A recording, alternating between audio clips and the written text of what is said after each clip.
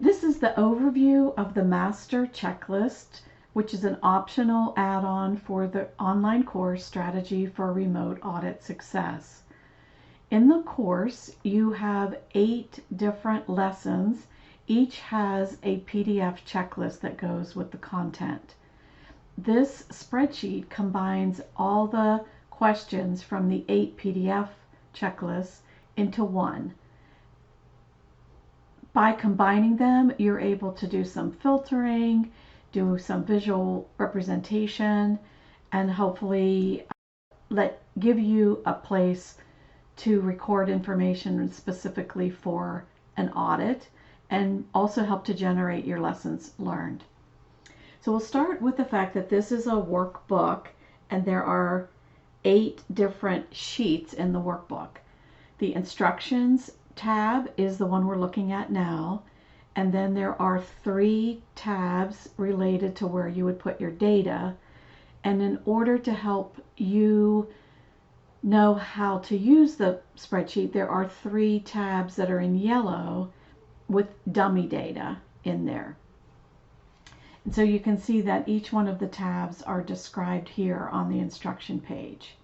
So how to use the book, where you enter your data, the pie chart, which gives you the initial information from the risk assessment lesson, and then the bar charts provides an overview of all the feedback from all 8 lessons into one chart.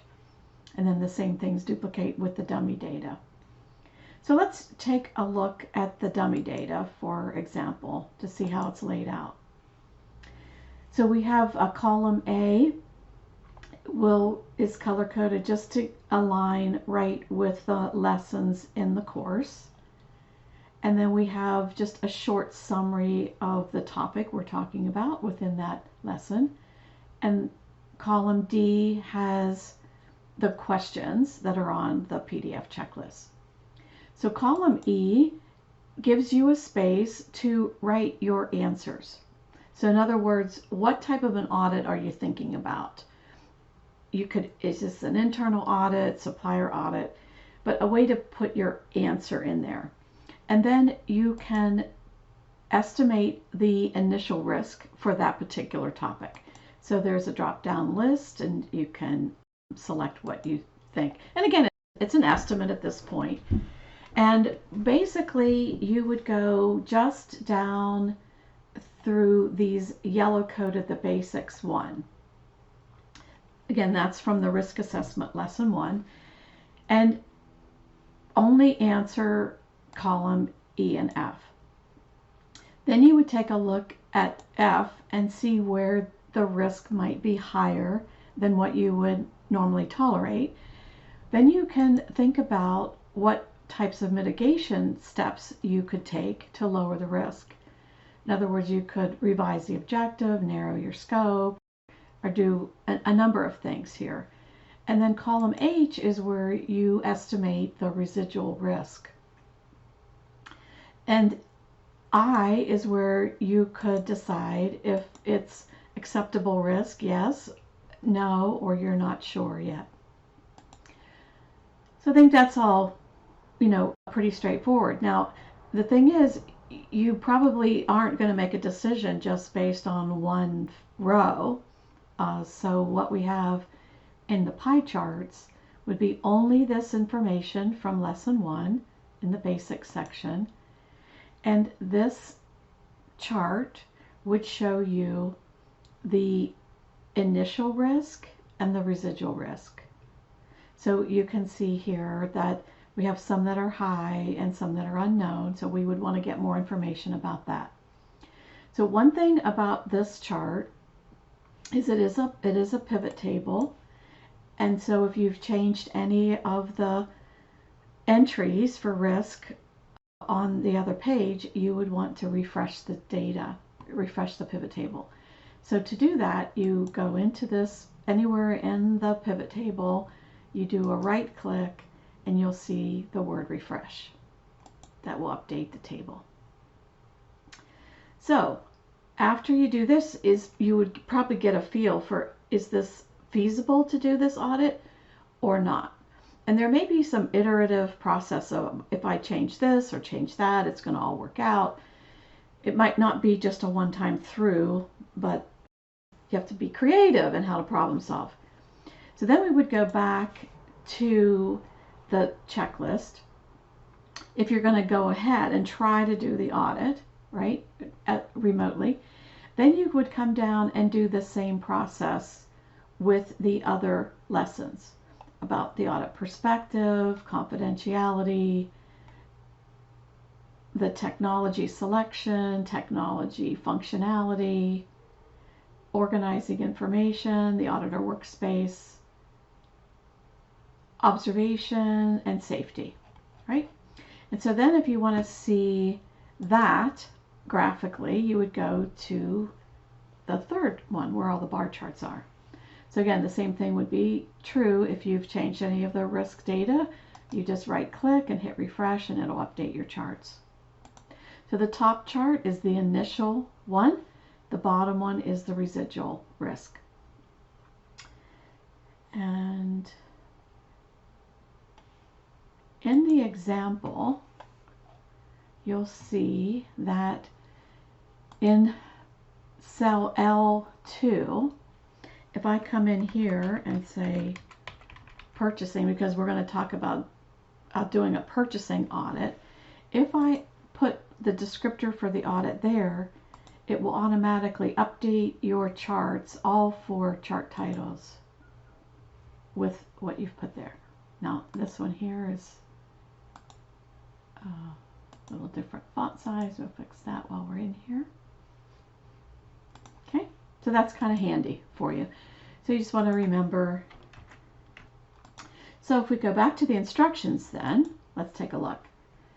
So the purpose of this checklist is to give you a way to think about things in a systematic way, record information about that audit so that you can make a decision, and also capture those learnings in a standardized way so that you could enhance your approach over time. And this combines all the questions from the 8 PDF checklists in the course that come with the course.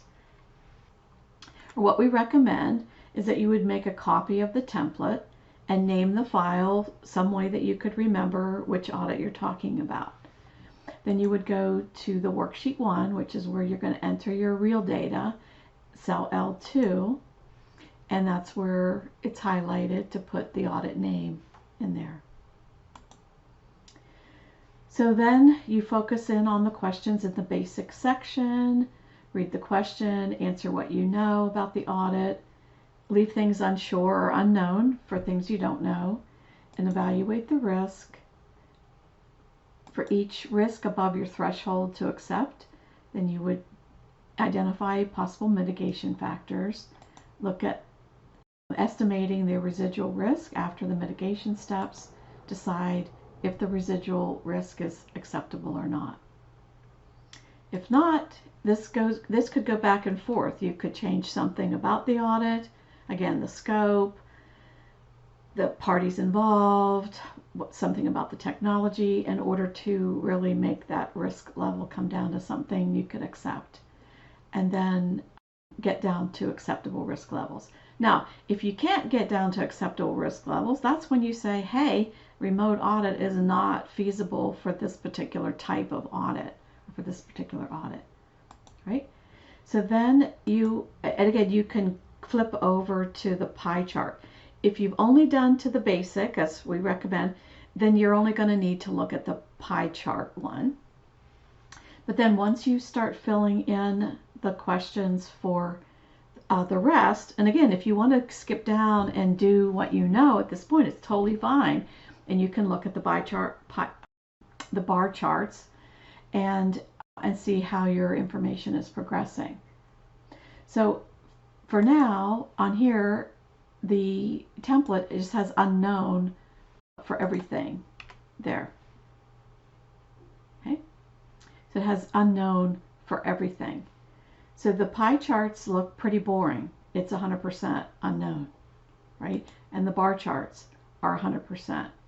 unknown. So they're different heights because there's a different number of questions for each one of the lessons. Okay. So you would be able to see if you add information, in questions that you would be whittling away at your unknowns and decide what's next. The other thing that's nice is if the filter function is on, that's why you have these little arrows in the box.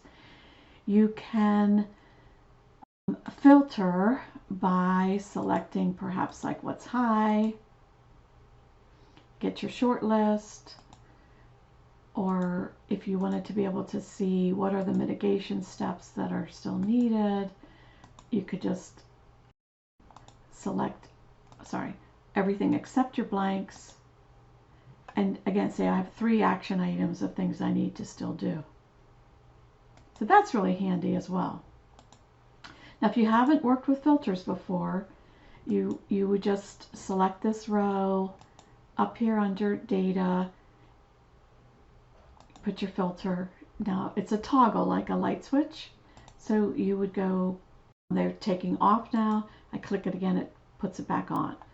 So one danger of working with the filters is you could have something filtered out and not be aware of it. And so to be sure you're working with the whole data set, just come in, unfilter, and the whole chart is in view. And that's it. We hope that this working interactive tool is helpful. Again, you have an opportunity to purchase it with the course itself, or if you think it's not something you want at the beginning and then change your mind after you go through the course, you can add on the checklist. No worries at all. Oh, the last thing is there's an admin step. So when you're entering the risks, you'll see that you have the low, medium, high, and unknown. The number in the front helps them come out in the color code to ascend in the risk.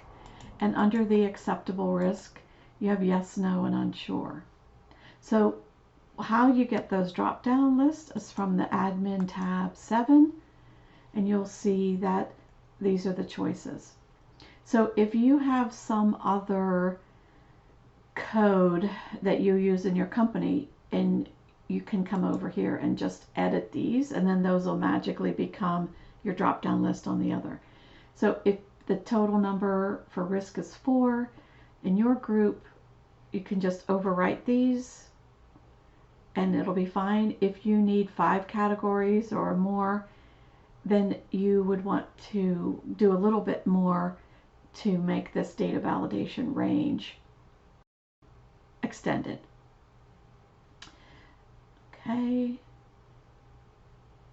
If you need to know how to do the data validation, it's here under data validation, and there's a way you can look that up. All right, we hope this is helpful.